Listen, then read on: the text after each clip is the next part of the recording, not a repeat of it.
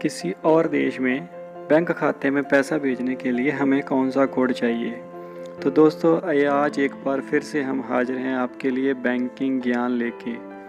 तो चलिए शुरू करते हैं। आपका स्वागत है मेरे YouTube channel this Singh broadcast में।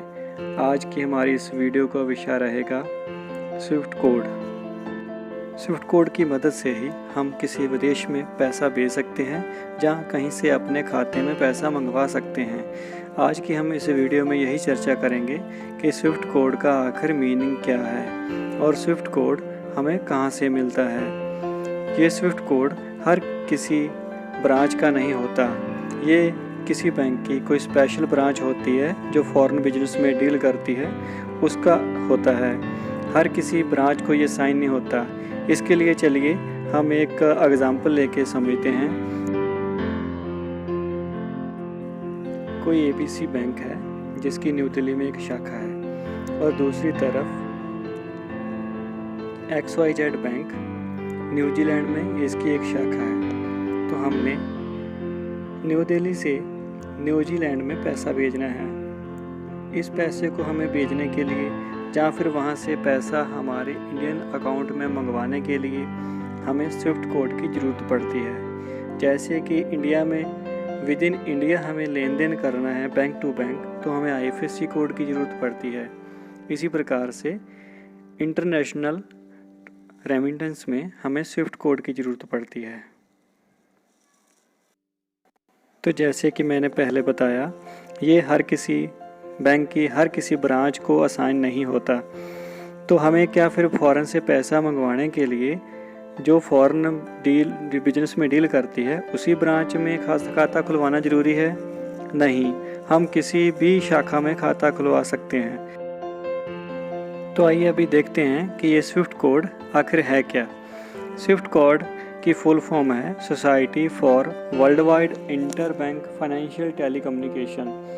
जो स्विफ्ट कोड है इसको हम BIC कोड के नाम से भी जानते हैं। इसका मतलब होता है bank identifier code and this code approved by International Organization for Standardization ISO and SWIFT code ये प्रूफ करता है किसी बैंक की पार्टिकुलर ब्रांच को and this code is play an important role in various bank transaction. जब हम किसी foreign से पैसा मंगवाते हैं तो इसी कोड की ज़रूरत पड़ती है। ये कोड आम करके 8 से 11 करैक्टर का हो सकता है। इसमें नंबर भी हो सकते हैं और अल्फ़ाबेट्स भी होते हैं। और ये कोड हम बैंक कर्मियों से पूछ सकते हैं कि आप मेरा खाता जिस ब्रांच में है उसका स्विफ्ट कोड कौन सा है, जहाँ उसके आसपास वाले किसी। तो चलिए उदाहरण के लिए यूको बैंक की एक शाखा का हम स्विफ्ट कोड ले लेते हैं। 11 डिजिट का देखिए इस प्रकार का ये स्विफ्ट कोड होता है। इसके पहले 4 अक्षर ये डिनोट करते हैं कि ये कौन सी बैंक का है। उसके बाद आता है कंट्री कोड और उसके बाद आता है फॉरेन अफेयर हेड ब्रांच।